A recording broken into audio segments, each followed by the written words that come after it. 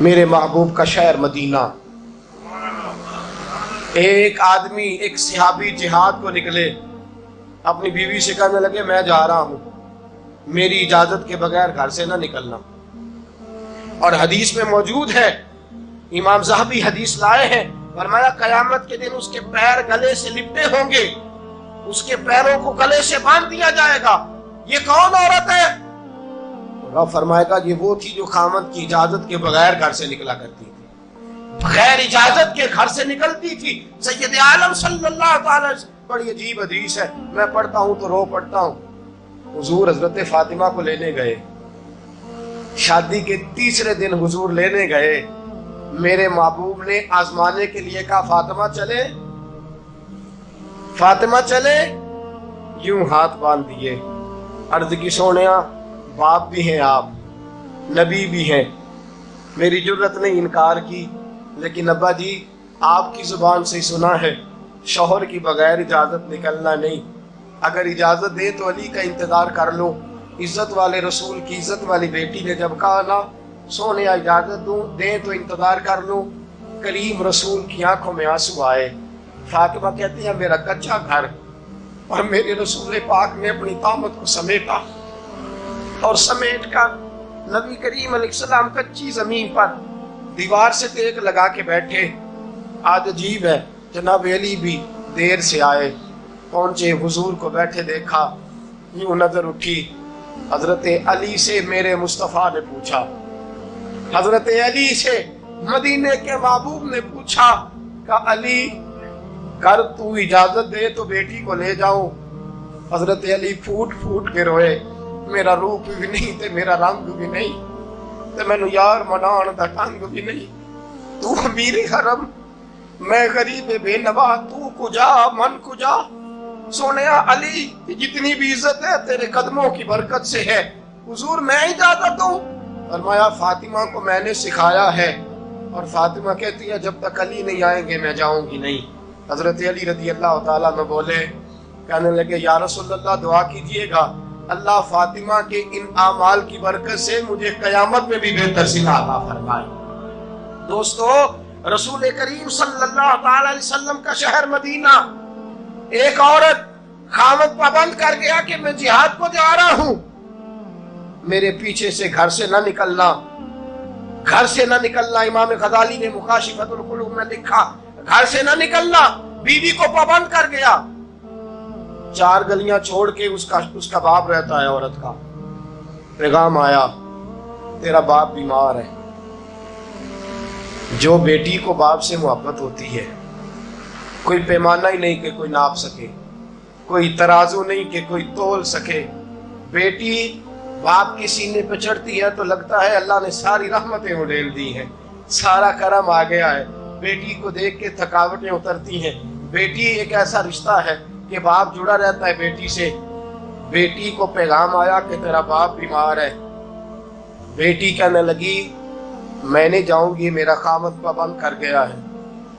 خامد نے اس لیے پابند کیا ہے کہ مصطفیٰ نے مجھے پابند کیا تھا بغیر اجازت نہ جانا. ٹیلی فون ہے کوئی نہیں خامد کو کر لوں، خبر مجھے کوئی نہیں وہ کس میدان میں جہاد کر. جاؤ میرے مصطفیٰ سے پوچھوں جاؤں کہ نہ جاؤں. توجہ ہے، باپ بیمار ہے، باپ پوچھو جاؤں کہ نہ جاؤں. رسول پاک نے فرمایا اس سے کہو خامد کی اطاعت کرے گی تو اللہ بہتری جزا عطا فرمائے گا. باپ بیمار ہے، خامد کی اطاعت کرے گی تو جزا بہتر ملے گی. 2 دن کے بعد پھر پتا چلا باپ زیادہ بیمار ہو گیا.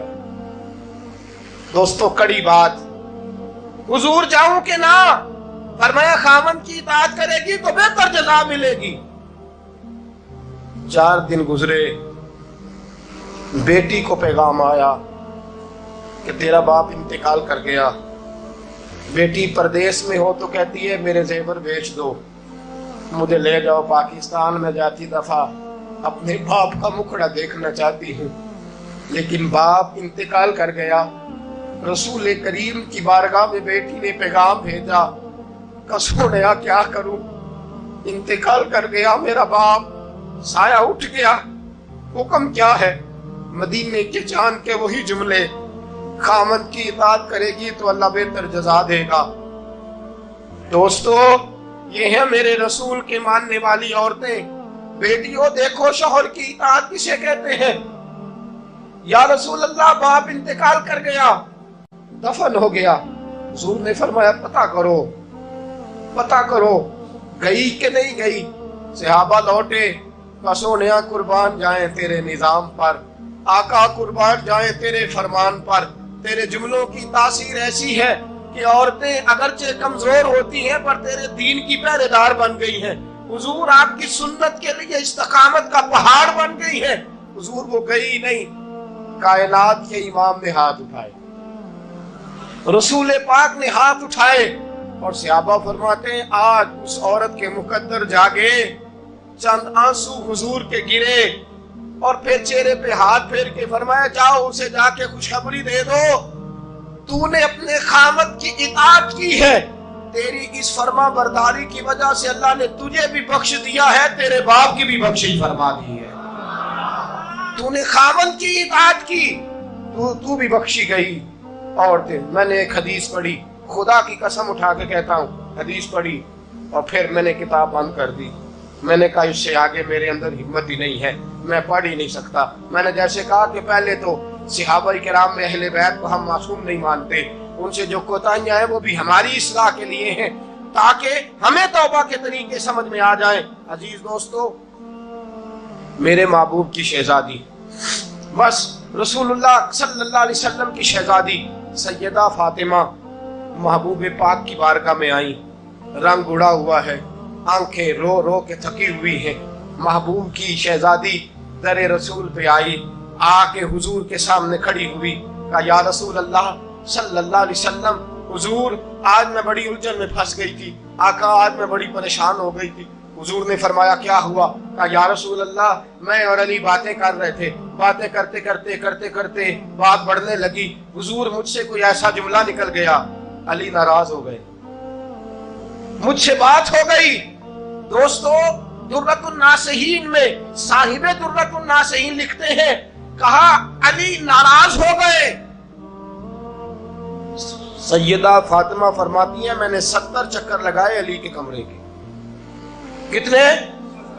بیٹیوں خامن کی اطاعت میں تمہاری جنت ہے، اور ماں باپ بھی ذرا خیال کریں، مائیں بھی ذرا خیال کریں۔